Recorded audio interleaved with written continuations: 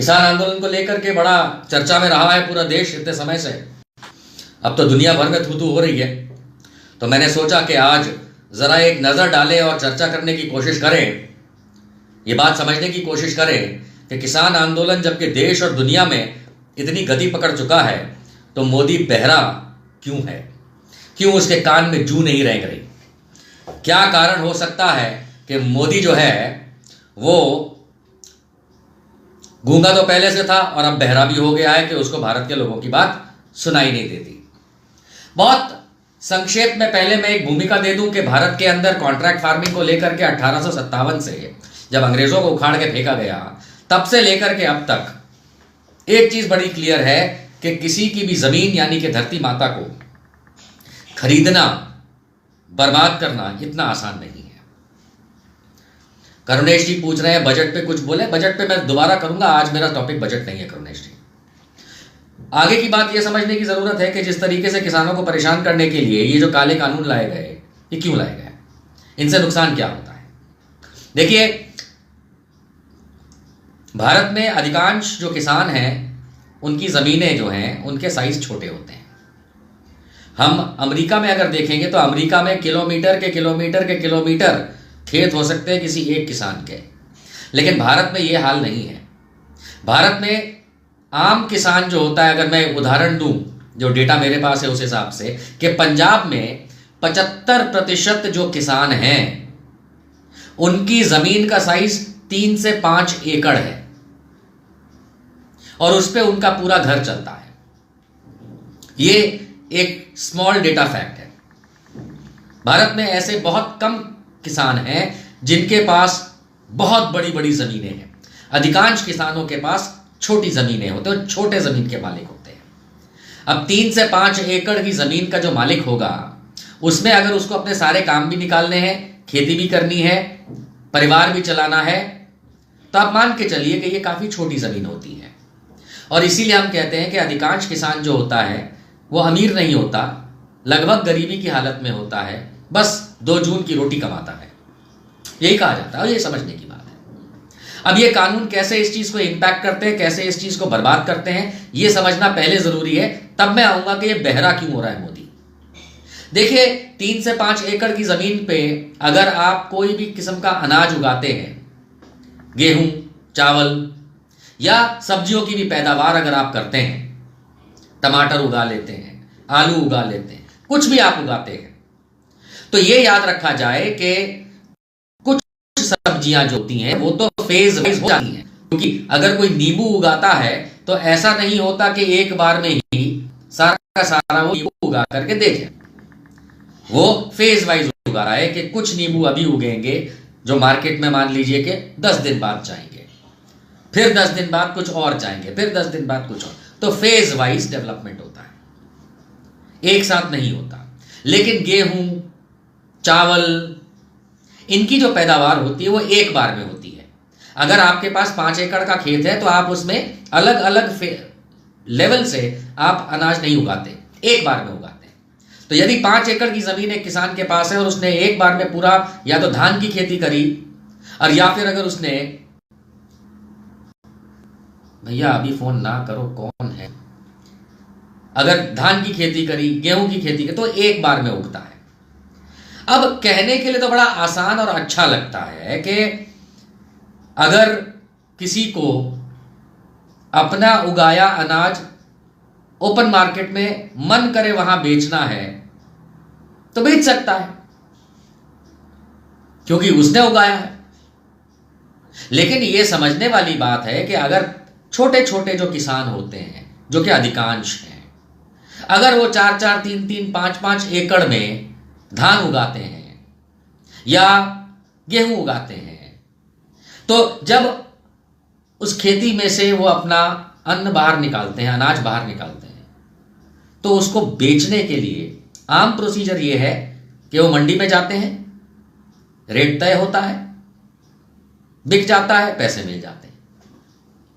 लेकिन ये कह देना कि भैया तुम कहीं भी बेचने के लिए खुले छूट हो, ये कहना बहुत आसान है। आप खुद सोचिए, किसानों से जाके पता करिए कि अगर 5 एकड़ जमीन पे धान उगाया है और उसकी थ्रैशिंग के बाद जो उसका फाइनल प्रोडक्ट है जो किसान राइस मिल में बेचता है, अगर वो स्टोर करना चाहे तो कहां जाएगा? कहां जाएगा? उसको स्टोरेज करने के लिए कहां जाएगा? रखने के लिए कहां जाएगा?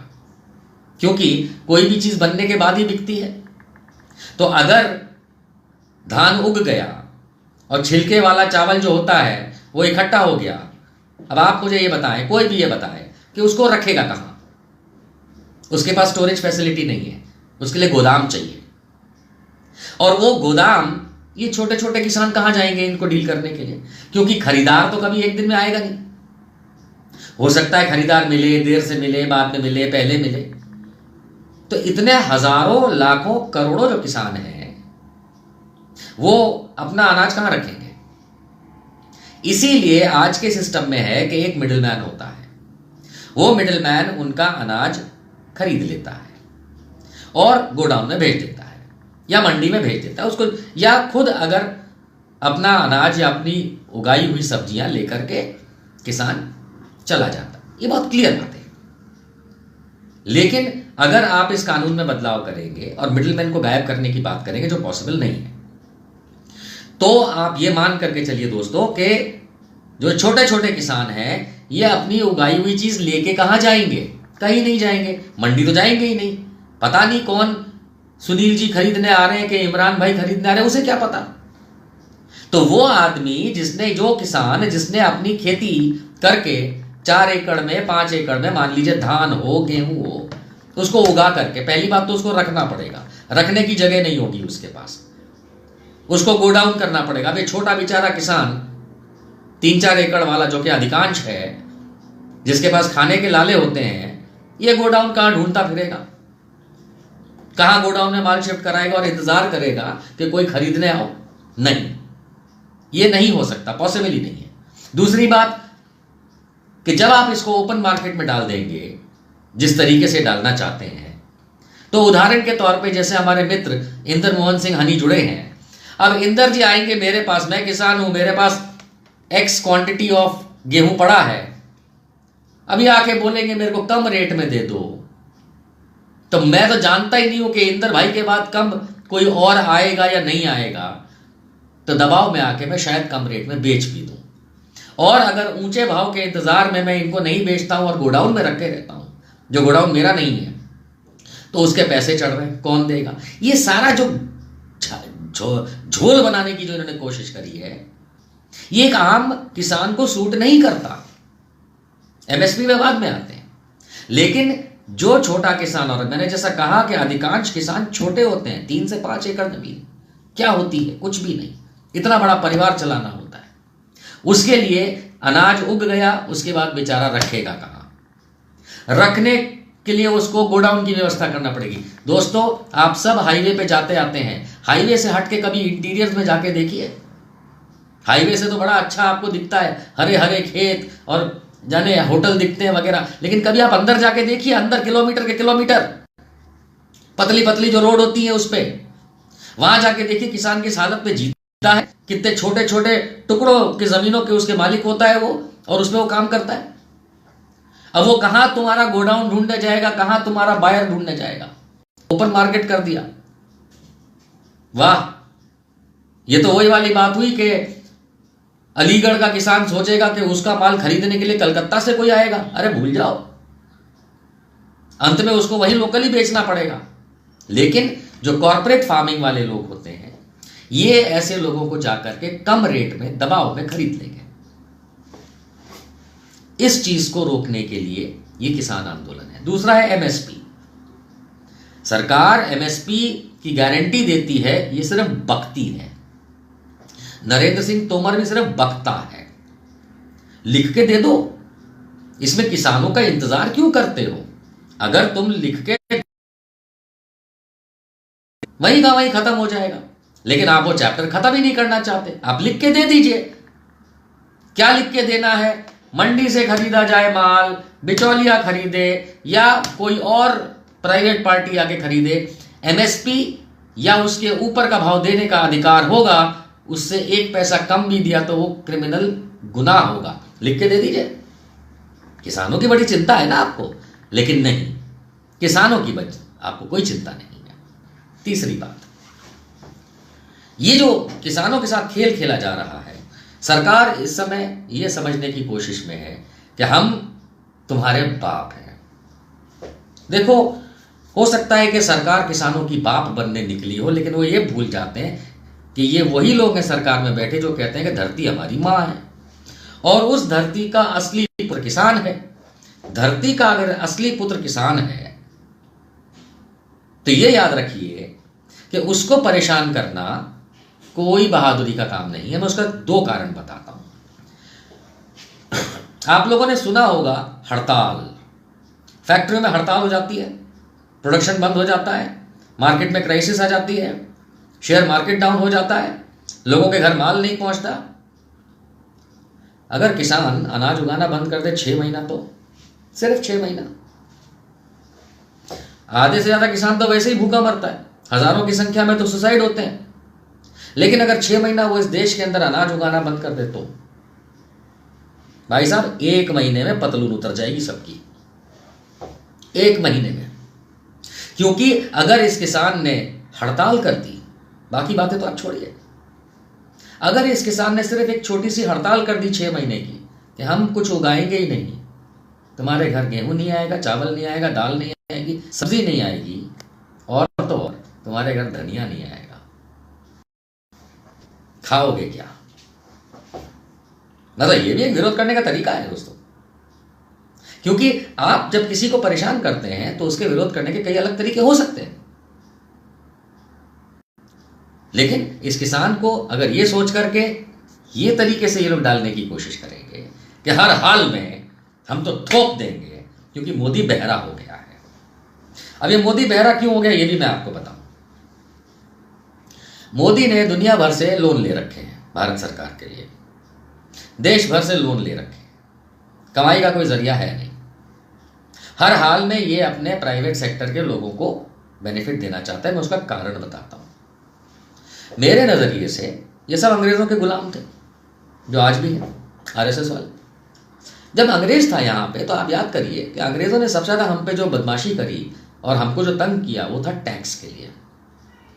हमारे रजवाड़े अपनी जगह थे, राजा लोग अपनी जगह थे, पर वो अंग्रेजों के हाथ बिके हुए थे।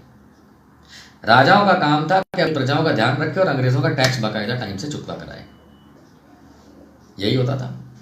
सवाल ये उठता है, बड़ा बड़ा सवाल, कि अगर ये टैक्स वाला ही काम अगर इस सरकार को भी करना है जिससे आराम से पैसे मिले, तो उसके लिए वो अपने प्राइवेट सेक्टर के लोगों को समर्थन करने का ये पूरा का पूरा प्रोग्राम बना चुके हैं। सड़क बेचेंगे प्राइवेट को, ट्रेन बेचेंगे प्राइवेट को, रेल बेचेंगे प्राइवेट को, हवाई जहाज बेचेंगे प्राइवेट को, सारी प्राइवेट कर देंगे सरकारी कंपनियां, और खुद इनको बदले में मिलेगा टैक्स, और ये बैठ जाएंगे आराम से। ये है इस निकम्मी निठल्ली सरकार का बेसिक एम। जबरदस्ती ये आप पे कानून थोपते जाएंगे, और उसमें सबसे बड़ा सेक्टर इंडिया का अगर कोई है तो वो है खेती, सबसे बड़ा सेक्टर है। अब सवाल ये उठता है कि मोदी बहरा क्यों है? मोदी बहरा इसलिए है क्योंकि अगर इसको बाय हुक और क्रुक दबा करके भी अगर ये टैक्स बेनिफिट के लिए, क्योंकि मुफ्त की रोटी मिलेगी सरकार को, साला कुछ कमाने की झंझट ही नहीं, लेकिन आम आदमी पिस जाएगा, तो ये आपकी बात सुनने को तैयार नहीं है, किसानों की बात सुनने को तैयार नहीं है। ये इनको लगता है कि अनपढ़ जाहिल लोग जो सरकार में बैठे हैं ये किसानों से ज़्यादा जानते हैं। ये जो अनपढ़ जाहिल गंवार तो ठीक है, जिन्होंने कभी खेत का हल नहीं पकड़ा, इन्हें ये लगता है कि ये किसान से ज़्यादा जानते हैं। तकलीफ ये है कि जब आप इस देश के अंदर एक सरकार चुन के भेज देते हैं राज्य की या केंद्र की, तो आप उन्हें बाप बना देते हैं, और ये बाप बनने की कोशिशें पूरी करते हैं। सबसे बड़ा मुझे इंटरेस्टिंग ये लग रहा है कि अब ये किसानों के साथ बड़ा फ्रिक्शन में जा रहे हैं, लड़ाई के मूड में। आपने देखा होगा कि दिल्ली के इर्द गिर्द जितने भी बॉर्डर हैं, गाजीपुर, टिकरी, चेल्ला, सिंघू, कई बॉर्डर्स पे अभी लेटेस्ट चल रहा है, गाजीपुर में कीले लगा रहे हैं, तार लगा रहे हैं, फौज जैसे पुलिस खड़ी कर दी है, बस टैंक और रफाल आना बाकी है। ये कब करता है? तो किसी ने बहुत अच्छा इस पे लिखा था, मैं आपको याद दिला दूं। सरकार ये काम तब करती है जब उसको दो ही चीजों में हो, या तो सामने दुश्मन हो या सरकार डर गई हो। अर्थात इस समय किसानों से या तो ये सरकार डर गई है, इसलिए वो ये सारा का सारा वायर लगाना, कीले लगाना, तलवारें हाथ में दे देना, बंदूकें दे देना, फौज खड़ी कर देना, और या जो सामने है अर्थात किसान, इसको सरकार दुश्मन मानती है। ये दो में से एक ही बात हो सकती है, वरना किसी भी सरकार को कतई अपने खुद के लोगों से डरने की जरूरत तो है नहीं। अपने खुद से लोगों से को दुश्मन समझने की जरूरत नहीं है। तो जिसको आप दुश्मन नहीं समझते, जिससे आप डरते नहीं हैं, तो उसके लिए कटीले तार, फौज, रोड खोद देना, दीवारें बना देना, ये करने की क्या आवश्यकता है? ये करने की आवश्यकता इसीलिए है क्योंकि या तो ये सरकार डर गई है इन किसानों से, और या किसानों को अपना दुश्मन मानती है। अभी आप लोगों पे डिसाइड करता है कि आप क्या मानते हैं इस बात को। लेकिन मैं दोनों में से खास एक बात ये क्लियर कर दूं, और मेरे एक मित्र ने मुझे एक लेख भेजा था, उसको पढ़ने के बाद बता रहा हूं कि इजिप्ट का उदाहरण हमारे सामने है। देखिए, हमारे देश में नपुंसक नहीं रहते। भारतीय जनता पार्टी, संघ, ये लोग अगर ये सोचते हैं कि बस इन्हीं लोगों के अंदर मर्दानगी है, तो भूल जाएं। इनसे पहले भी, इनके समय भी और इनके बाद में भी भारत में सारे मर्द ही मर्द हैं, और यहाँ की वीरांगनाएं औरतें भी इनसे ज़्यादा तेज हैं। सवाल ये उठता है कि अगर प्रधानमंत्री किसान योजना की फिगर देखी जाए, तो उसमें खुद प्रधानमंत्री किसान योजना में लिखा है कि 14.5 करोड़ किसान परिवार इस देश में हैं। 14.5 करोड़ किसान परिवार, और अमूमन एक परिवार में 4 बड़े तो होते ही हैं, माँ बाप, भाई बहन, खुद हस्बैंड वाइफ, ऐसे मिला के कम से कम एक किसान परिवार में 4 बड़े तो होते ही हैं। बच्चों को मैं गिन भी नहीं रहा। तो यदि मैं उस हिसाब से देखूं तो 14.5 करोड़ इंटू 4 भी करता हूं, तो तकरीबन 50 करोड़ भारतवासी जो है एडल्ट, वो किसान है या किसान परिवार से। अब ये जिस तरीके का आप डर देख रहे हैं भारत सरकार के अंदर, वो लाजमी है, क्योंकि जब लाखों किसान दिल्ली को घेर चुका है, लाखों किसान महापंचायतों में आ रहा है, लाखों किसान बाकी देश के अंदर आंदोलित है इस सरकार के खिलाफ, तो it is very much possible कि ये किसान दिल्ली पे धावा बोल दें। दिल्ली पे धावा बोलने का मतलब है मोदी और मोदी की सरकार धावा बोल सकता है, और अगर धावा बोल दिया तो ये तो नेस्ते नाबूद हो जाएंगे, खत्म हो जाएंगे, कहीं पता भी नहीं चलेगा पैदा कब हुए, मरे कब, क्योंकि ये ज़मीन तो किसान की है हर हाल में। अब सवाल ये उठता है कि ये इस डर से अगर घेराबंदी कर रहे हैं खुद की किसान से रोकने के लिए, तो ये बहुत गलत है। इसका कोई अंत नहीं है। इसका अंत इजिप्ट जैसा होगा, और वो इसलिए होगा क्योंकि अगर आप याद करेंगे, अभी हाल में जब हुस्नी मुबारक के समय में जो राष्ट्रपति था इजिप्ट का, तब जब पब्लिक घुसी थी इजिप्ट के कायरो में, काहिरा जिसको कहते हैं कैपिटल, जब पब्लिक घुसी थी अंदर, तब पुलिस वाले और फौज भी हट गई थी। यहाँ वही हाल है, किसान और जवान एक ही परिवार से आता है। अगर जिस तरीके का बल प्रयोग करने की कोशिश भारत सरकार कर रही है, करेगी, तो ये मान के चलिए कि अगर किसान दिल्ली के अंदर घुसता है अपने तरीके से, तो पुलिस का जवान और सेना का जवान साइड में हो जाएगा, he will give way, pass over, वो इनको नहीं रोकेगा, नहीं रोकेगा। इन्हीं की औलाद है वो, आप जितना मर्जी ब्रेन वॉश कर लो। मैं जानता हूँ मुझे देखने वाले कई रिटायर्ड फौजी बड़ा गरियाते हैं, मुझे देने दो, कोई फर्क पड़ता, बेवकूफ़ है वो लोग।